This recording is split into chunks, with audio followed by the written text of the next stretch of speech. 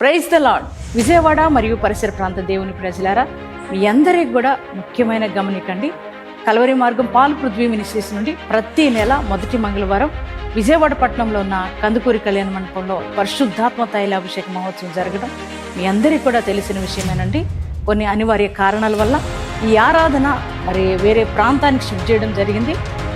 విజయవాడ పట్టణంలో ఉన్న ఫాదర్ మరి దేవయ్య ఆడిటోరియంలో అంటే లయోలా కాలేజీలో ఈ ఆరాధన మార్చడం జరిగింది. మార్చి మాసం మొదటి మంగళవారం 3వ తారీఖు మరి జరగబోతున్న ఆరాధన ఫాదర్ దేవయ్య ఆడిటోరియం లయోలా కాలేజీలో జరగబోతుంది. మరి ఈ ఆరాధనలో ఇప్పటికే చాలామంది ప్రజలు పాల్గొని అనేక మంది దీవించబడతారు, ఆశీర్వదించబడతారు. మీరు కూడా మీ కుటుంబాలతో రండి, దైవ దీవెనలు పొందండి. Praise the Lord. Hyderabad, Secunderabad జంట నగర దేవుని ప్రజలారా, మీ అందరికీ నా హృదయపూర్వకంగా నాకు తెలియజేస్తున్నానండి. కల్వరి మార్గం పాల్ పృథ్వీ మినిస్ట్రీస్ నుండి ప్రతి ఆదివారం సాయంత్రం తార్నాకలో సాయంత్రం స్వస్థత ఆరాధన జరగడం మీ అందరికి కూడా తెలిసిన విషయమే. ఈ ఆదివారం కూడా సాయంత్రం తార్నాకలో ఉన్న మెట్రో స్టేషన్ ప్రక్కనే ఉన్న ప్రెసిడెంట్ కన్వెన్షన్లో మరి సాయంత్రం 6 గంటలకు ఈ స్వస్థత ఆరాధన జరగబోతుంది. ఈ ఆరాధనలో ఇప్పటికే అనేక మంది ప్రజలు అనేక ప్రాంతాల నుంచి పాల్గొని దీవించబడుతున్నారు. బంధకాల్లో అంటే చేతబడి మాంత్రిక శక్తులతో పీడింపబడుతున్న వారు విడుదల పొందుకుంటున్నారు. మరణకరమైన వ్యాధుల నుంచి విడుదల పొందుకుంటున్నారు. అలాగే గర్భఫలం లేని బిడ్డలు గర్భఫలం పొందుకుంటున్నారు. అలాగే చెడు వ్యసనాలకు బానిసలైపోయిన ప్రతి ఒక్కరూ దేవుని యొక్క వాక్యము ద్వారా మరి మారుమనసు పొందుకుని విడుదల పొందుకుంటున్నారు. దేవుని యొక్క గ్లోరీని, ఆయన మహిమను అనుభవిస్తున్నారు. ప్రియ దేవుని బిడ్డలారా, మీరు కూడా మీ కుటుంబాల సమేతంగా ఈ ఆరాధనలో పాల్గొనండి, దైవ దీవెనలు పొందండి.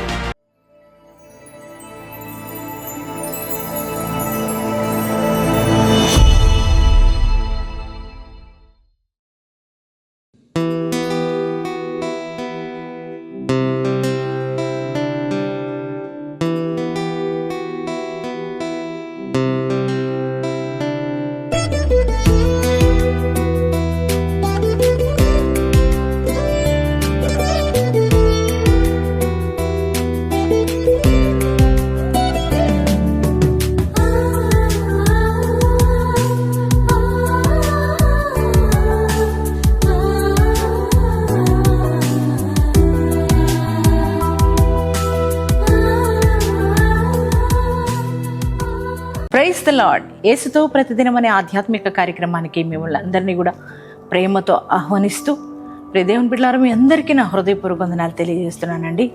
ఎలా ఉన్నారు? బాగున్నారు కదా? మరి ఈ యొక్క 2026వ సంవత్సరం ఎలా గడుస్తుందని మనం ఆలోచిస్తూ వచ్చాం కదా.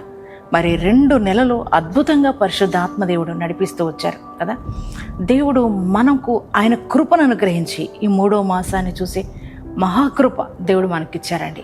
ఎంతమందికి వెళ్ళని గొప్ప భాగ్యం ప్రభు మనకిచ్చినందుకు యేసయ్యకి మీరు అందరూ కూడా థ్యాంక్స్ చెప్పారని నమ్ముతున్నానండి. అలాగే దేవుడు మరి ఈ నెలలో మనకి మంచి వాగ్దానం ఈ దినం మనకు అనుగ్రహించారు. ఆ వాగ్దానం ఏమిటో చదువుకుందాం. యెషయా గ్రంథము 61వ అధ్యాయము 7వ వచనాన్ని చదువుకుందాం. మీ అవమానమునకు ప్రతిగా రెట్టింపు ఘనత నొందుదురు. ప్రైజ్ ద లార్డ్ అండి. ఎంత చక్కని మాట. ప్రభు ఏ యొక్క ఉదయకాలమే పరిశుద్ధ ఆత్మదేవుడు మనతో మాట్లాడుతున్నారండి. మీ యొక్క అవమానానికి ప్రతిగా రెట్టింపు ఘనతంట. ప్రియదేవుని బిడ్డలారా, మరి గడిచిన సంవత్సరాలు కావచ్చు, గడిచిన నెలల్లో కావచ్చు, ఎన్నో అవమానాలు మీ జీవితంలో ఉన్నాయి కదా. మరి ఆ అవమానాలను బట్టి కృంగిపోయిన స్థితిలో మీరున్నారేమో.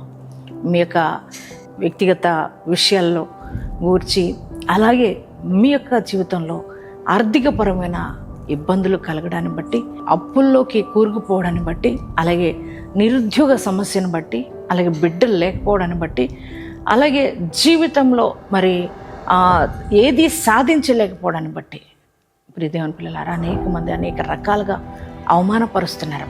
మీరు వెళ్తున్న ప్రతి స్థలంలో మీరు అవమానపరచబడి ఉండవచ్చు.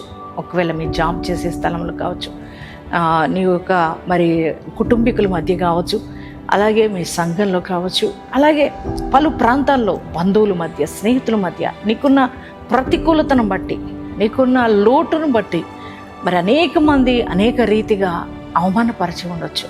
నానా, కృంగిపోయి ఉన్నవా? బాధతో ఉన్నవా? మరి నా జీవితం ఇలాగే ఉంటుందేమో, అవమానాలు పాలైపోద్దేమో, ఇక నా బ్రతికింతే, నా దేవుడు నా తల రాత ఇలా రాశాడు అని బాధపడుతున్నావా నాన్న? లేదు. నీ దేవుడు అలా ఎప్పుడు కూడా ఎదుటి వారి ముందు నిన్ను అవమానపరచడు. ఆయన ఈరోజు నీతో మాట్లాడుతున్నాడు. ఆయన ఏమంటున్నారంటే, మీ అవమానానికి ప్రతిగా రెట్టింపు ఘనతంట. గొప్ప దేవుడు కదా ఆయన. రెట్టింపు ఘనత.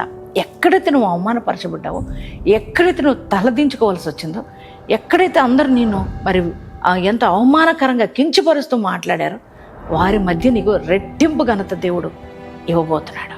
దేవుని బిడ్డలారా కదా. మరి ఎవరైతే యోసేపును అవమానపరిచారో, కించపరుస్తూ మాట్లాడారో, కలలుగానే వాడిని నవ్వుకున్నారు కదా. మరి అదే అన్నలు, మరి వారి అన్నలందరూ వచ్చి ఒక రోజున యోసేపు రాజుగా అయినప్పుడు ఆ యొక్క అన్నలందరూ వచ్చి వారు తల ఉంచి సాగిలపడ్డారు కదండి. మరి వారి అన్నలందరూ కూడా ఒక రోజున ఘనపరుస్తూ వచ్చారు యోసేపుని. దేవుని బిడ్డలారా, నీ దేవుడు అంతే.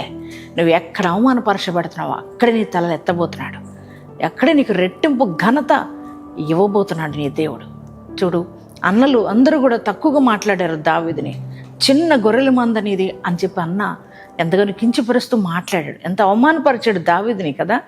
మరి కానీ అదే దావీదుని ఒకరోజు దేవుడు రాజసింహాసనం ఎక్కించినప్పుడు ఎంత ఘనత అండి, ఎంత గొప్ప ఘనత దేవుడు మరి దావీదుకి ఇచ్చాడు. ఎక్కడ కూడా ఆయన పిల్లలు అవమానపరచబడుతుంటే చూస్తూ ఊరుకున్నానా?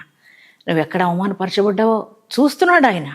అక్కడే నీ తలెత్తబడబోతుంది, అక్కడే నీకు ఘనత రాబోతుంది. మరి ఈ వాగ్దానాన్ని రిసీవ్ చేసుకో. నీకు ఉద్యోగాల్లో, వ్యాపారాల్లో, అలాగే నీ స్టడీస్లో, నీ కుటుంబానికి మధ్య, అందరి మధ్య నీకు రెట్టింపు ఘనత ఇవ్వబోతున్నాడు. అందుకే యేసయ్య, థ్యాంక్స్ యేసయ్య, ఇంత శ్రేష్టమైన వాగ్దానం నాకు ఇచ్చినందుకు నీకు వందనాలు యేసయ్య అని యేసయ్యకు వందనాలు చెప్పండి. మరి ఈ వాగ్దానం ఎంతమంది రిసీవ్ చేసుకున్నారు? మీ అందరి జీవితాల్లో ఈ వాగ్దానం నెరవేర్చబడును గాక. ప్రార్థన చేసుకుందామా? Thank you father. పరిశుద్ధుర మహోన్నతులకు దేవానికి వందనాలు నాయన. ఈరోజు ఎంతో శ్రేష్టమైన వాగ్దానం మాకు ఇచ్చారు. వందనాలు దేవా. అయ్యా ఇదిగో నాయన ప్రభా, అవమానానికి ప్రతిగా రెట్టింపు ఘనతనిస్తున్నాను. ఎంత గొప్ప దేవుడు అయ్యా. నీ పిల్లలమైన మేము అవమానపరచబడుతుంటే చూస్తూ ఊరుకునే దేవుడు కాదయ్యా.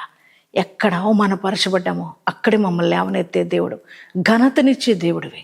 నీకే కృతజ్ఞతలు, స్తోత్రాలు యేసయ్యా.